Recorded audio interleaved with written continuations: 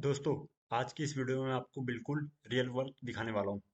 वही काम जो मुझे क्लाइंट ने दिया था और जिसके लिए मुझे 15 से $20 यानी लगभग 1700 से 1800 रुपये मिले थे। अब बहुत लोग ऐसे होते हैं जिन्होंने एक्सेल सीख तो रखा होता है, लेकिन एक प्रॉब्लम हर बिगिनर को रहती है कि क्लाइंट हमें कैसे डाटा देगा, क्या काम करवाता है और उससे पैसे कैसे कमाएंगे। तो आज मैं एक रियल डाटा को आपके साथ लेके आया हूँ, जिसमें हम रियल वर्क करेंगे, वो भी रियल प्रोजेक्ट के साथ।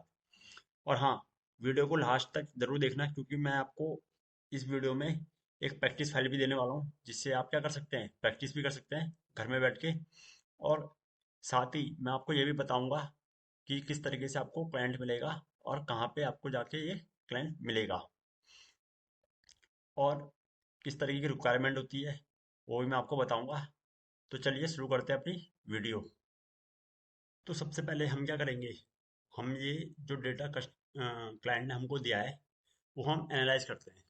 इसमें क्या एनालाइज करते हैं हम, कि हमारे पास ऑर्डर डेटा है, ठीक है। उसके बाद हमारे पास ऑर्डर की डेट है, शिपमेंट मोड डेट है, शिपमेंट मोड है, कस्टमर आईडी है, सेगमेंट है, कंट्री है, उसकी सिटी है, स्टेट है, पोस्टल कोड है, रीजन है, और प्रोडक्ट आईडी, कैटेगरी, सब कैटेगरी, सेल, और ऐसे ही आगे क्या है, क्वांटिटी है, डिस्काउंट है, प्रॉफिट है।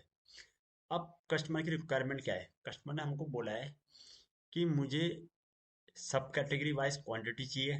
सबसे पहले जो उसकी रिक्वायरमेंट है। दूसरी उसकी रिक्वायरमेंट है कि मुझे क्वार्टरली वाइज और ईयरली वाइज क्या चाहिए, टोटल सेल चाहिए, ठीक है। और सेकंड में मेरे को, थर्ड में मेरे को क्या चाहिए, मुझे सेगमेंट वाइज क्वांटिटी चाहिए। और जो फोर्थ उसकी रिक्वायरमेंट है वो है रीजन वाइज प्रॉफिट। अब ये सब रिक्वायरमेंट उसने किस चीज़ में मांगी है मेरे से, वो मांगी है एक डैशबोर्ड की। उसमें डैशबोर्ड यानी कि इस तरीके से, कि ये सब डाटा को मुझे इस तरीके से बना के क्लाइंट को भेजना है। उसने क्यों इस तरीके से मांगी है मेरे से, मैं वो भी बताता हूँ। क्योंकि जब आप ये शीट को देखेंगे तो इस शीट में अगर आपको कुछ भी डिसीजन लेना होगा तो आप ले नहीं पाएंगे। क्योंकि अगर मुझे यहाँ पे जैसे मुझे फर्नीचर का देखना है, तो फर्नीचर यहाँ पे भी सेल है, यहाँ पे भी है, यहाँ पे भी, और ऐसे करते करते नीचे भी है। और ये जो डेटा है, ये तकरीबन तकरीबन कितना है, अगर आप देखें तो 10,000 रो का डेटा है ये, 9,995। यानी कि 10,000 रो के डेटा में अगर उसको कोई डिसीजन लेना होगा, तो वो फिर किस तरीके से एनालाइज करके ले पाएगा। तो उसने मेरे को बोला कि भाई, आप जो ये डाटा है, इस डाटा को एक डैशबोर्ड में कन्वर्ट करके मुझे दे दो, ताकि मुझे कोई भी डिसीजन लेना हो तो वो आसानी से फिल्टर करके देख सकूं। अब यहाँ आप देखिए कि यहाँ मैंने क्या उसको सब कैटेगरी वाइज जो क्वांटिटी है वो दे दी। उसके बाद क्वार्टर और ईयरली सेल दे दी। उसके बाद सेगमेंट वाइज क्वांटिटी दे दी। और उसके बाद रीजन वाइज प्रॉफिट भी दे दिए। और साथ में मैंने उसको 3 स्लाइसर दिए हैं, 1, 2 और 3, ताकि इन स्लाइसर की मदद से, जो स्लाइसर है शिप मोड है, सेगमेंट है और रीजन का है, तो इन स्लाइसर की मदद से वो क्या कर सके, जो ये डाटा है इसको फिल्टर करके एनालाइज करके कोई भी अपना डिसीजन ले सके। मैं आपको थोड़ा छोटा करके दिखाता हूँ, ये थोड़ा बड़ा हो गया ताकि आपको सबके सब एक साथ दिखाई नहीं दे रहे हैं। ये देखिए। तो इस तरीके से पूरा क्या है, डाटा का डैशबोर्ड बना के मैंने उसको दिया है।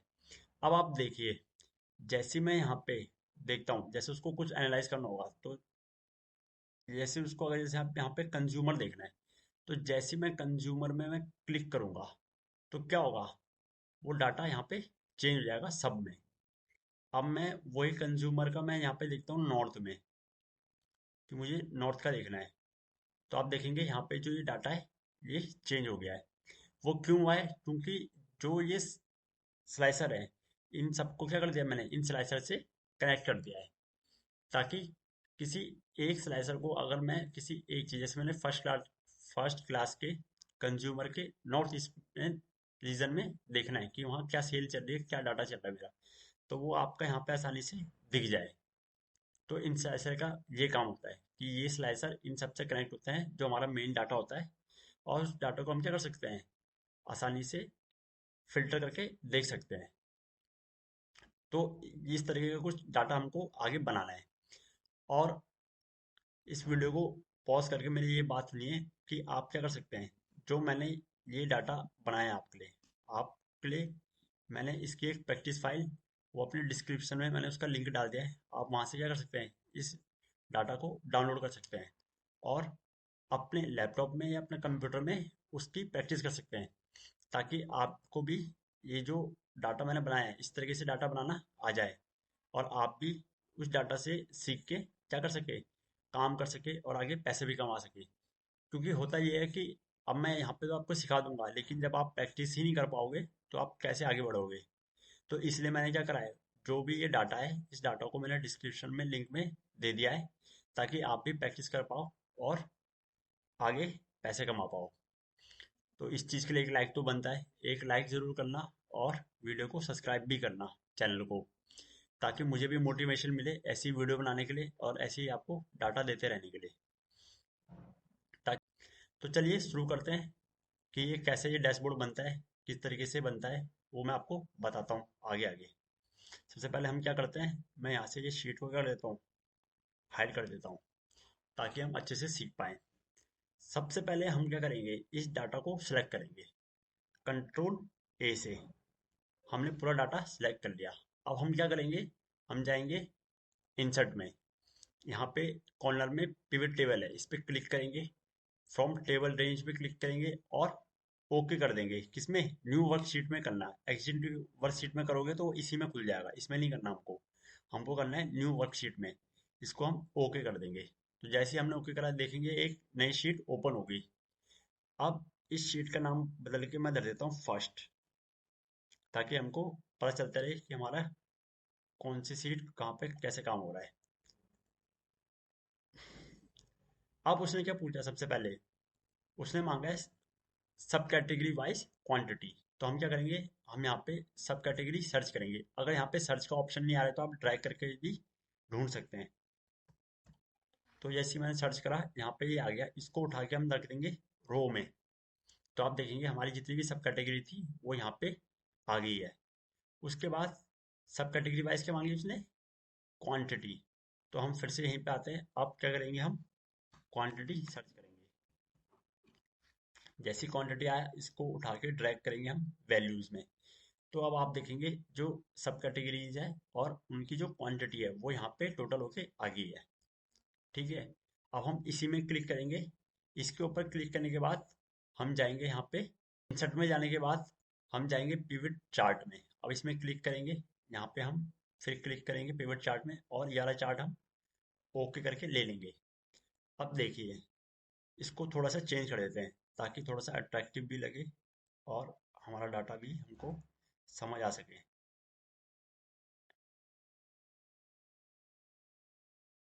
ठीक है, तो ये वाला थोड़ा ठीक लग रहा है, थोड़ा 3D 2D में आ रहा है ये। तो इसको ओके कर लेते हैं। अब हम क्या करेंगे, इसको क्लिक करेंगे।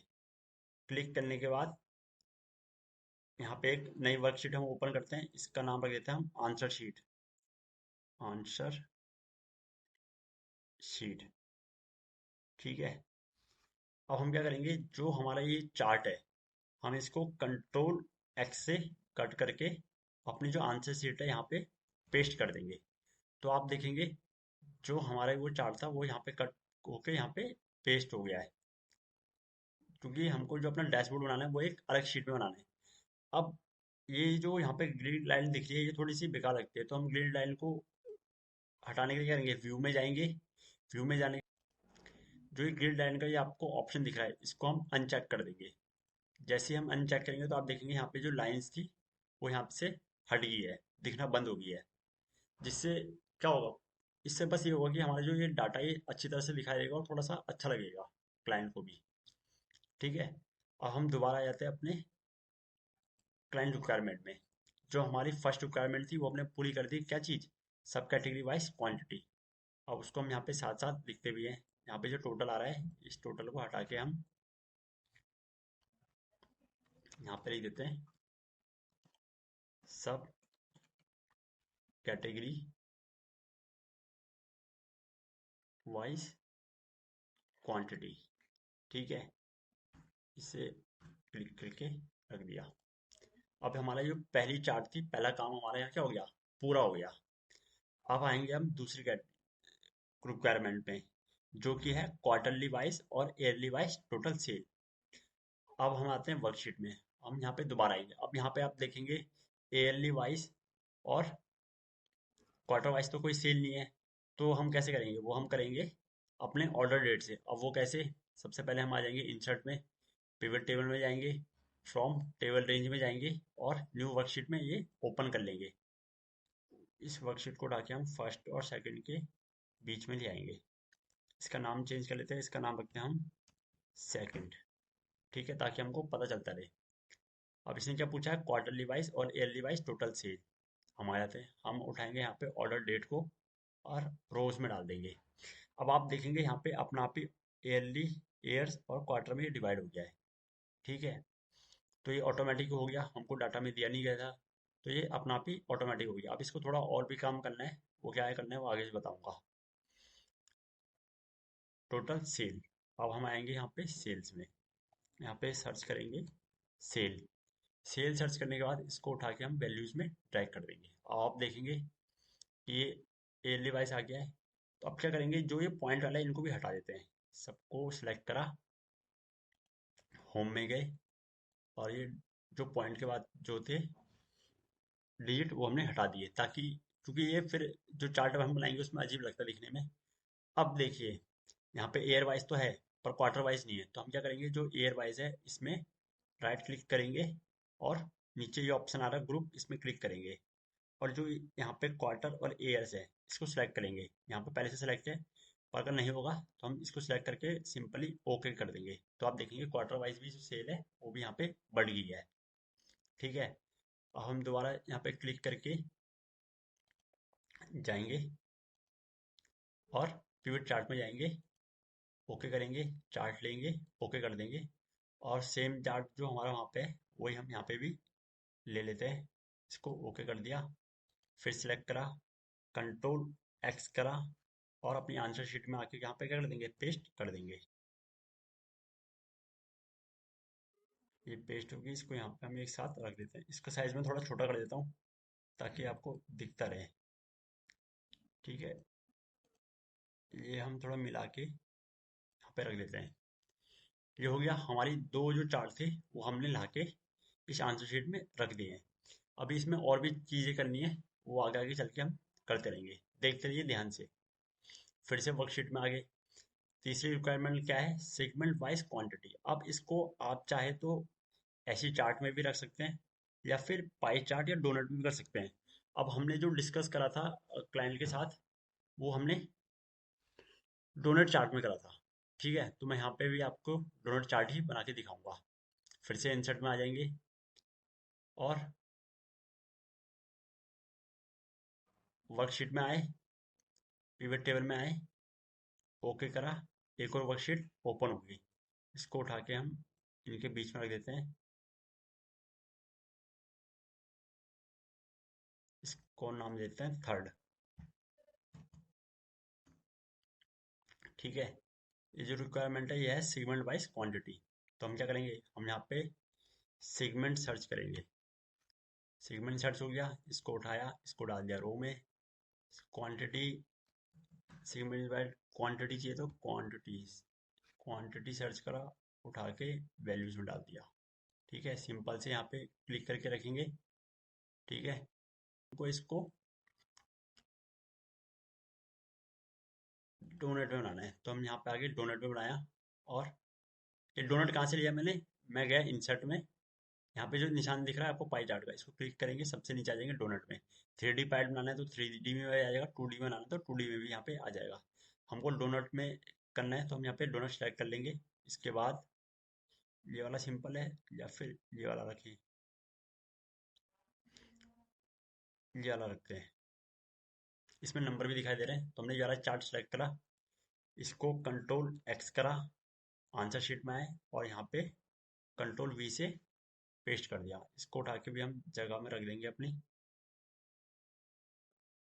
इसका साइज हल्का सा बढ़ा देते हैं ताकि ये बराबर आ जाए। ठीक है, तो आप देखेंगे इनका भी हम नाम चेंज करते हैं, नाम चेंज करना भूल गया। अब थोड़ी थोड़ी इसका नाम यहाँ पर रख दिया हमने, सेगमेंट वाइज सेल। अब देखेंगे हम अब क्या, अपनी चौथी रिक्वायरमेंट की तरफ। चौथी रिक्वायरमेंट क्या है हमारी, वो है रीजन वाइज प्रॉफिट। तो हम फिर से आ जाएंगे अपनी वर्कशीट में, फिर से जाएंगे हम इंसर्ट में, पिवट टेबल में जाएंगे, फॉर्म टेबल जाएंगे, और क्या न्यू वर्कशीट में ओके क्लिक करेंगे। यहाँ पे हम फिर से क्या करेंगे, हम यहाँ पे सिलेक्ट करेंगे रीजन, इसको हम रो में डाल देंगे, और क्या करना है, प्रॉफिट निकालना है। तो यहाँ पे हम करेंगे प्रॉफिट,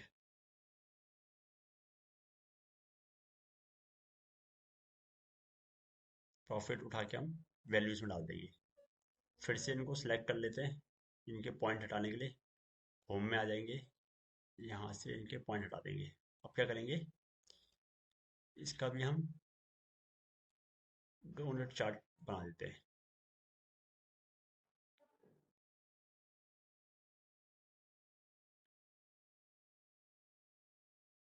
आंसर शीट में आ गया, और यहाँ पे इसको भी पेस्ट कर देते हैं। तो आप रिक्वायरमेंट थी वो हमने यहाँ पे रख दी है, पूरी कर दी है। ठीक है, अब क्या करना है, अब हमको थोड़ा मेन काम करना है। वो मेन काम क्या है कि हमको स्लाइसर ऐड करने हैं, प्लस उन स्लाइसर को हमको इन सब के साथ कनेक्ट भी करना है, ताकि जिस भी एक चीज़ की हमको रिक्वायरमेंट हो वो हम यहाँ से फिल्टर करके दे सके।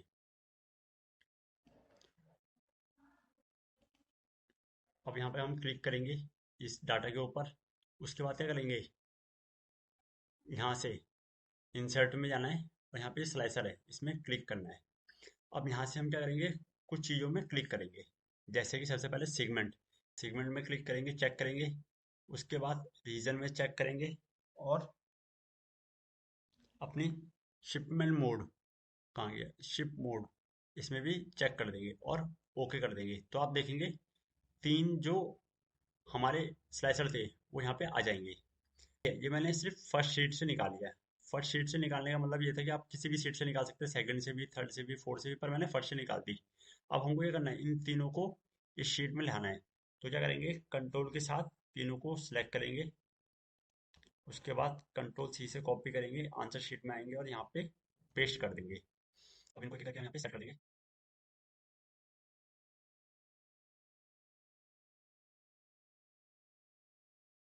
और हमारा काम था जो, वो 95% क्या हो गया है, पूरा हो गया है। अब जो मेन काम आता है, मेन काम क्या होता है, अभी आप देखेंगे जैसे मैं यहाँ पे सेंटर में क्लिक करूंगा तो सिर्फ ये वाला चेंज हो रहा है, और बाकियों में कोई फर्क नहीं पड़ रहा। फर्स्ट क्लास भी अगर मैं चूज करता हूँ तो भी क्या होगा, सिर्फ यही चेंज होगा। क्यों, क्योंकि हमने ये फर्स्ट शीट से उठाए तीनों के तीनों। ठीक है, तो जो भी चेंज होगा वो सिर्फ इसी वर्कशीट के चार्ट में होगा, यानी कि सिर्फ इसमें होगा। अब मेरे को क्या करना है, मुझे इस सबको क्या करना है, इन सब से कनेक्ट करना है। तो हम क्या करेंगे, यहाँ पे राइट क्लिक करेंगे, राइट क्लिक करने के बाद जो यहाँ पे रिपोर्ट कनेक्शन है इस पे क्लिक करेंगे, और आप देखेंगे यहाँ पे सारी प्राइवेट टेबल की क्या है, यहाँ पे नीचे नाम आ रहा है। तो हम क्या करेंगे, फर्स्ट सेकंड को भी क्लिक करेंगे, थर्ड को भी, और फोर्थ को भी। जो बाकी ये वर्कशीट है ये पहले की है मेरी, जो मैंने काम करके रखी है, तो उन्हें हाइड कर रखी है। ठीक है, अभी जो दिख रही है वो खाली ये है, first second third and fourth. तो मैंने first second third and fourth में क्लिक कर दिया, अब इसको कर देंगे ओके। अब देखिए क्या होता है, अब जो ट्रिक हमने करी थी वो ट्रिक अब काम करेगी। पहले यहाँ मैं सारे फिल्टर हटा लेता हूँ। अब आप देखेंगे कि जब भी मैं किसी में से किसी एक में क्लिक करूंगा तो ये सब चेंज होंगे। जैसे मैंने यहाँ पे सेंटर में करा, तो आप देखिए ये वाला भी चेंज हो गया, ये भी चेंज हो गया, ये भी चेंज हो गया, ये भी चेंज हो गया। उसके बाद फर्स्ट क्लास में करूंगा तो आप देखिए ये भी चेंज हो रहे हैं, और मैं कंज्यूमर में करा तो सारा डाटा क्या हो रहा है, ये चेंज हो रहा है।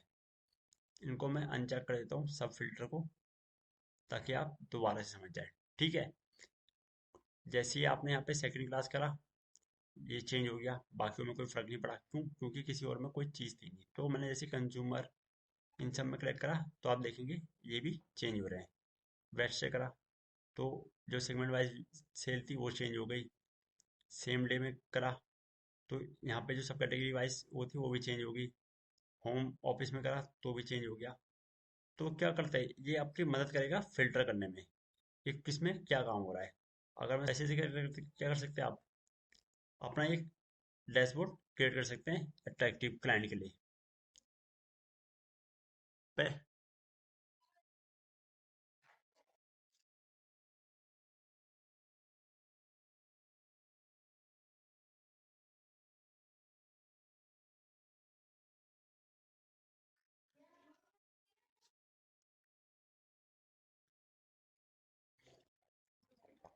होप करता हूँ आपको ये वीडियो अच्छी लगी हो और आपको ये चीज़ समझ आई हो कि किस तरीके से ये काम करना है। ठीक है, तो आप भी क्या करना, डिस्क्रिप्शन से ये फाइल डाउनलोड कर लेना और इसको 2-3 बार प्रैक्टिस करना। प्रैक्टिस करने के जब आप प्रैक्टिस करोगे तभी आपको ये काम अच्छे से समझ आएगा। और ज़रूरी नहीं है इसी तरीके से बनाना है, आप अलग ग्राफिक ले सकते हैं, अलग डिज़ाइन ले सकते हैं जो और ज़्यादा अट्रैक्टिव लगे। ये सिर्फ मैंने आपको समझाने के लिए बनाए हैं। ठीक है, पर आप जो भी बनाओगे वो ऐसे ही बनाना कि जो एक कलर में हो और सही सा लगे। ठीक है, अब मैं आपको बताता हूँ क्लाइंट कहाँ से मिलते हैं। हम आगे क्रोम में हमने fiverr.com सर्च करा। fiverr.com सर्च करने के बाद ऐसा डैशबोर्ड खुलता है। उस डैशबोर्ड में हम देखते हैं कि यहाँ पे डैशबोर्ड बनाने के लिए कितने लोग कितना चार्ज कर रहे हैं। यहाँ पे चार्ज कर रहे हैं कोई 1863 रुपये, कोई यहाँ पे 2795 रुपये चार्ज कर रहे हैं, कोई यहाँ पे 6900 रुपये चार्ज कर रहे हैं। ये खाली किसके लिए है? डैशबोर्ड के लिए, और ये इनका बेसिक प्राइस है, ये कोई एडवांस प्राइस नहीं है। और यहाँ पे ये बंदा 188 इसके रिव्यू हैं और 4.9 इसकी रेटिंग है। ये बंदा यहाँ पे चार्ज कर रहा है 20,956 रुपये। तो आप देख सकते हैं यहाँ पे पैसा बहुत लोग कमा रहे हैं। क्या करके? सिर्फ डैशबोर्ड बना के। अगर हम इनकी देखें तो ये जो इनका बेसिक प्राइस है वो है 1863 रुपये, जिसमें ये चार्ट टेबल बना रहे हैं, ग्राफिक कर रहे हैं, फॉर्मेटिंग कर रहे हैं, नॉर्मल काम कर रहे हैं, जो कि हमने अभी वीडियो में सीखा। स्टैंडर्ड पैकेज, यहाँ पे ये क्या कर रहे हैं, यहाँ पे ये स्टैंडर्ड पैकेज में सेम वही पाइवेट टेबल बना रहे हैं, चार्ट बना रहे हैं, प्लस स्लाइसर ऐड कर रहे हैं। जो स्लाइसर ऐड मैंने आपको करना सिखाया, ये वही स्लाइसर ऐड करके दे रहे हैं। और इसमें उन्होंने प्राइस क्या बढ़ा दिया है, यहाँ पे 7,452 रुपये कर दिया है। क्योंकि लोगों को वो काम आता नहीं है जो काम आप सीख रहे हो, आप कर रहे हो, या फिर लोगों के पास उतना टाइम नहीं है कि वो इन सब काम को करे। तो वो अपना टाइम बचाने के लिए करते हैं, आपको इतने पैसे चार्ज करते हैं, देते हैं और आपसे काम करवाते हैं।